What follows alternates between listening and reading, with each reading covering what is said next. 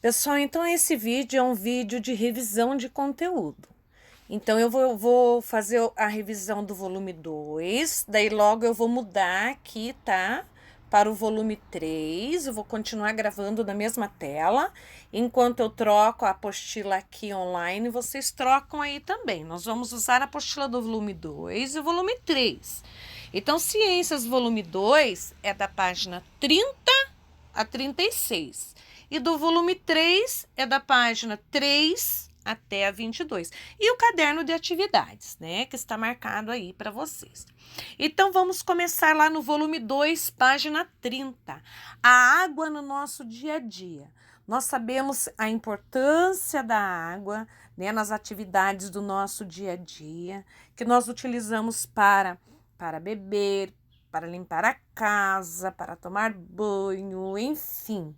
Nós utilizamos a água o tempo todo no nosso dia a dia. E o nosso corpo requer água, né? É necessário água no nosso corpo. E para realizar essas atividades, nós precisamos de água potável, ou seja, água própria para o consumo, água tratada. E para a água se tornar potável, é preciso que ela passe pelas estações de tratamento, né?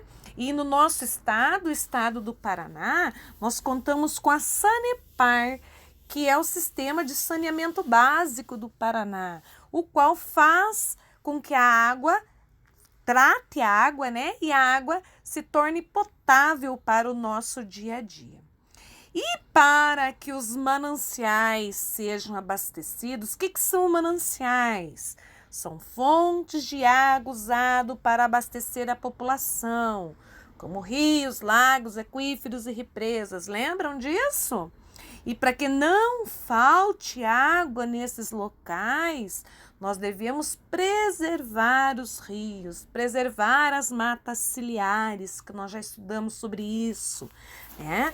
Preservar as florestas também, né? Lembraram lá da nossa aula? Pessoal, se for necessário, volte lá nos videoaula para vocês, ficam todos disponíveis. Vocês podem assistir todos a qualquer momento, tá?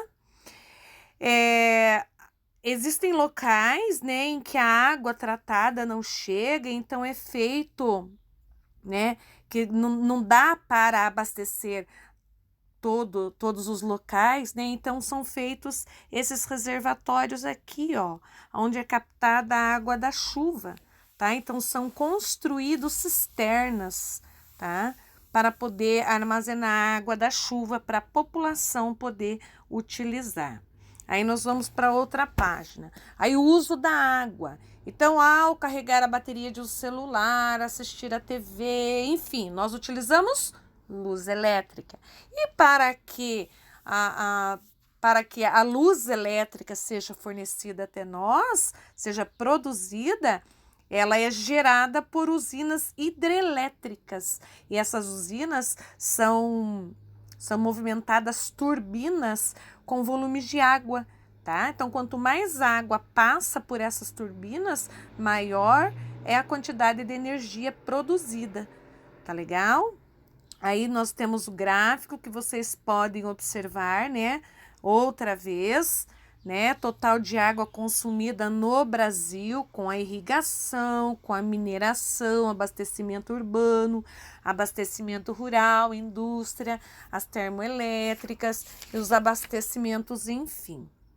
Então, nós vimos lá que o gráfico, nós podemos observar que a agricultura e a pecuária também utiliza parte da água. Por quê? Porque é necessário em locais que quase não chove, é preciso fazer irrigação, né? E por isso é importante que sejam desenvolvidos sistemas econômicos de uso para esses setores também, para evitar o desperdício, tá? Nas indústrias principalmente, tem que ter uma política dentro desses locais para evitar o desperdício, né? Para que não seja jogado água fora à toa. E para poderem também colaborar com a economia da água. Então, somando a minha atitude de não desperdiçar água, da sua atitude, do outro colega, de uma empresa maior, nós vamos economizar muita água. Então, isso não depende só da professora, só de vocês, alunos, da família de vocês. Isso depende de todo mundo. E nós que sabemos o que isso causa, nós devemos falar para as pessoas, cobrar isso de alguém quando estiverem desperdiçando a água, tá? Então, vamos lá para a página 33. Preservação da água. Então, a água é um recurso natural indispensável para a vida. Mas, no entanto, as atividades humanas podem contaminar as águas. Por exemplo, lá, as empresas, elas podem jogar resíduos das empresas com produtos tóxicos que podem contaminar a água. A própria agricultura, né, quando os agricultores passam agrotóxicos na agricultura, ele é filtrado, ele é absorvido pela terra com a chuva, ele pode chegar aos lençóis d'água e ir até onde os nossos reservatórios de água, né, lagos, lagoas, os aquíferos, e contaminar também, tá? Pode ser através da poluição, tá? Então, tudo isso vai causar e vai contaminar. As pessoas jogam esgoto, tá? Empresas, grandes empresas, então isso, claro que vai trazer problema. Tratamento de esgoto. Em algumas cidades, né, em alguns locais, existe o tratamento do esgoto. O esgoto, o que é o esgoto? O esgoto é água suja, água que a gente lavou a louça, lavou a roupa, água que a gente tomou banho, água que a gente deu a descarga do banheiro. Ele vai para o esgoto, tá? E se a cidade não tiver um tratamento de esgoto, esse esgoto, pensa lá, todos nós, das nossas casas, dando descarga no banheiro, tomando banho, lavando louça, lavando roupa, quanta água suja que sai. Aí vai aonde? Se não tiver um tratamento de esgoto, ele vai cair em algum rio, ele vai cair em algum terreno e ele vai contaminar esse terreno. Algumas cidades possuem o tratamento, onde é recolhido e esse esgoto é tratado, tá? E depois de tratado, ele é devolvido ao rio com água limpa, tá? E o reuso dessa água de esgoto? O reuso pode ser para molhar as ruas, para molhar plantações, tá legal? O reuso também pode ser utilizado em casa para limpar a casa, tá? Molhar as plantas. Evitar o uso de agrotóxico, foi isso aqui que a professora acabou de falar. Então, o uso de agrotóxico na agricultura pode contaminar não somente, né, a plantação ali, a plantinha com que a gente vai comer ela, que nós vamos nos alimentar, como também pode ir para os lençóis d'água. Lembra que eu acabei de falar? Vai para os rios e lagos, reservas subterrâneas. E se a gente procurar ter outros controles e não utilizar o agrotóxico, é mais saúde para todo mundo. Virando a página. Evitar o derramamento de óleo e outros produtos em rios e oceanos. Então, quando é derramado no mar, óleo, com aqueles grandes navios, passa, né, e acaba acontecendo isso, ele também vai prejudicar, ele vai poluir os oceanos, vai matar os animais marinhos, né, e trazer um grande prejuízo aí para nós. Reciclagem e destinação adequada. Claro que nós temos que saber, né, que as lixeiras, elas são coloridas para a separação dos resíduos. E quando nós separamos o lixo, nós estamos contribuindo com a natureza, estamos contribuindo com a nossa saúde mesmo. Economia de água. Economia de água é uma atitude que todos nós devemos ter. Economizar água, isso nós já vimos lá atrás. Essa atividade lápis na mão, preste bastante atenção. Estude bastante. As atividades para estudarem, Não vão esquecer. Então, nós já chegamos até a página 36. Agora, a professora vai mudar. Vou tentar aqui, gente. Eu vou mudar de volume, vou para o volume 3. Deixa a professora ver se vai dar certo aqui. Minha conexão da internet eu desligo para não fazer barulhinho para vocês. Então, vamos lá para o volume 3. Deixa só carregar. Volume 3. Está aqui o volume 3. Deixa a professora desligar a internet outra vez, para não ter nenhum barulho para atrapalhar a nossa revisão. Então, vamos lá. O volume 3, o mundo dos materiais. Então, aqui o volume 3, nós vamos somente até a página 22. O mundo dos materiais. Então, nós sabemos que tudo que é produzido, tudo que nós utilizamos é um material. E cada material tem uma característica diferente, né? Desde a roupa que nós utilizamos, dos móveis que temos na nossa casa, né?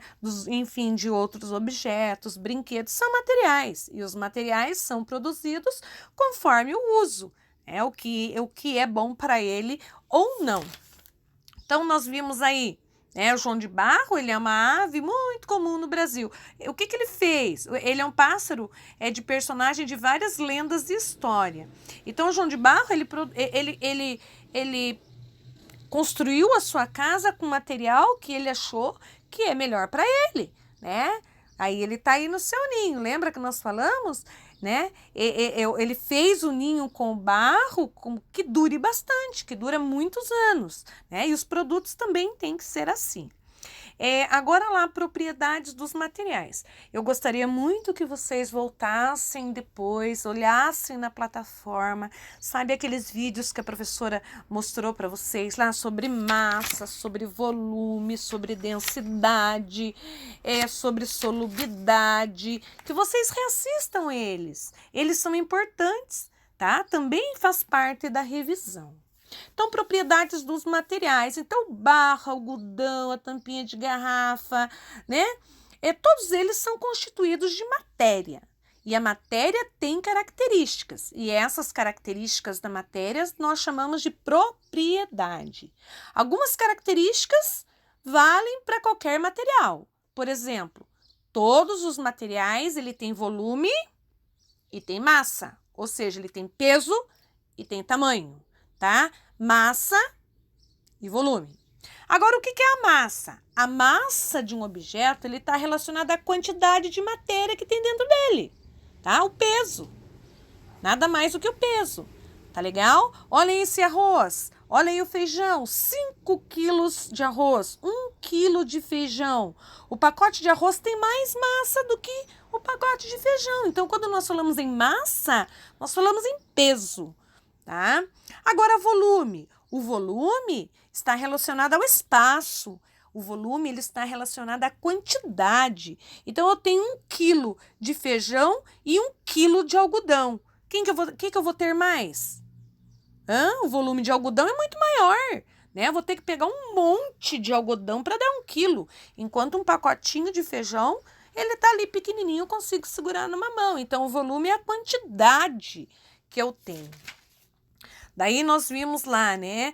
Vocês fizeram as atividades do flutua, não flutua, né? Do clipes, da bola de isopor, né? Agora, densidade. O que define se um objeto flutua ou não na água é a sua densidade. Densidade é a relação da massa do volume. A densidade é a quantidade do peso, tá? É o peso que ele tem e a quantidade do produto.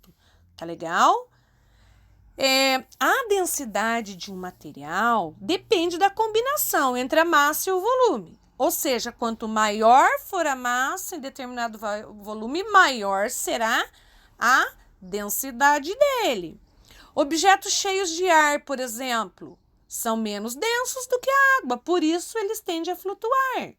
Tá?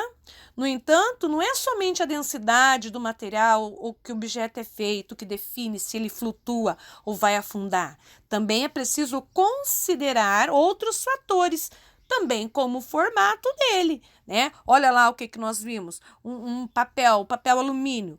A professora fez a bolinha, jogou lá dentro do copo, ele afundou, né? Ele ficou mais pesado. Agora eu peguei o mesmo papel alumínio, desamassei e fiz um barquinho. Ele ficou mais leve, por isso ele não afundou, tá bom? Isso acontece porque na água existe uma força que nós chamamos de empuxo. Lembra que a professora explicou? Por isso que os navios não afundam, tá? E ele age no sentido contrário do peso de um objeto, tá? Quanto mais água é deslocada pelo objeto, maior é a força do empuxo. Daí nós temos lá, né? Vimos lá o porquê que o barquinho não flutua, porquê que o barco não afunda, né? Como que os navios de ferro, como os navios de ferro flutuam, porque ferro é um material muito duro, né? Muito denso. Então, nós vimos o porquê. Aí fomos para a solubilidade, o que é solúvel ou não, tá? Se ele é solúvel, porque ele se dissolve. Insolúvel, porque ele não se dissolve. Então, a propriedade que a substância tem de se dissolverem ou não em determinada substância, em geral a água, nós chamamos de solubilidade. E quando os materiais não se dissolvem completamente, nós chamamos de insolúveis. E aí tem atividades, né, para vocês estudarem. Aí o esquentar rápido também, né? Quando nós andamos descalço no piso, nos ladrilhos, né? Nós vemos que o nosso corpo está quente, o ladrilho está gelado, ele vai esfriar o nosso pé. Se a gente pisar no tapete, o tapete vai evitar que esse ou o nosso calçado, né? Que esse gelado chegue ao nosso pé. Isso nós chamamos de energia térmica. Sempre é transferido espontaneamente do corpo com maior temperatura para o menor. Então, o nosso corpo transfere, que está com maior temperatura, transfere para onde estiver com menos temperatura. E isso nós temos também bons condutores de calor e maus condutores de calor. O exemplo, o ferro, o alumínio, entre outros exemplos, eles são bons condutores de calor. Por quê? Porque eles esquentam rápido. Agora, já o plástico, a lã, o tecido, eles são maus condutores de calor, porque eles não passam o calor muito rápido, tá? Aí também tem atividades. Conduz energia elétrica. Então, a energia elétrica ela é usada para acender as lâmpadas, fazer os eletrodomésticos funcionarem, né? Lembra que a professora explicou? E a energia elétrica também tem os bons condutores de energia elétrica e os maus condutores de energia elétrica. O metal ele é um bom condutor de energia elétrica. O plástico ele é um mau condutor de energia elétrica. Por isso que os fios eles têm que ser encapados. Por quê? Porque pelos fios que passa a corrente elétrica. E se ele não for encapado e nós colocarmos a mão, nós vamos levar um choque, né? Então, estude bastante essa parte aqui, o que nós devemos fazer para evitar queimadura, o que nós devemos fazer para evitar choques elétricos. Vimos também sobre o magnetismo, né? Materiais como ferro, aço, níquel, têm uma propriedade especial, eles são atraídos por ímã. E esse ímã nós chamamos de materiais magnéticos, tá? Outros materiais metálicos, como alumínio, ouro e prata, e materiais não metálicos, como plástico, madeira e vidro, não são atraídos por ímã. Por isso, eles não são magnéticos. Tá? Grifem bastante essa parte, estude bem essa parte. Daí nós vimos aqui os polos, né, da Terra, nós vimos aqui a força magnética do Polo Norte e Polo Sul, dos ímãs. Voltem nessa parte aqui para vocês estudarem bem. Ok? Aí vimos outras propriedades. Então, os produtos, eles podem ter outras propriedades. Podem ser transparente como vidro, flexível como uma borracha, como uma corda, como esse material ali, né? Como uma boia, né? Pode ser elástico, pode ser frágil, como a casquinha de um ovo, pode ser resistente como um parafuso, rígido como a madeira, duro como um metal, pode ser brilhante como os metais, né? O exemplo é um alumínio, e pode ser transformados em fios também. Por isso, o uso dos materiais, eles devem ser escolhidos, né? Por que que um tênis não pode ser feito de metal? Porque é pesado, porque a gente pode pisar numa superfície que pode ter ali um fio descascado, a gente pode levar um choque. Então, o tênis ele tem que ser fabricado com material específico, que seja macio, que não machuque o pé, que seja antiderrapante, que seja flexível, né? Que tenham partes que sejam mal condutores de energia, né? Então, tudo isso daí, todos os materiais são pensados para isso. E como vimos aqui, né, nessas atividades que vocês fizeram também. Pessoal, a nossa revisão fica por aqui. Eu gostaria muito que vocês estudassem bastante e o caderninho de atividades também. Beijos!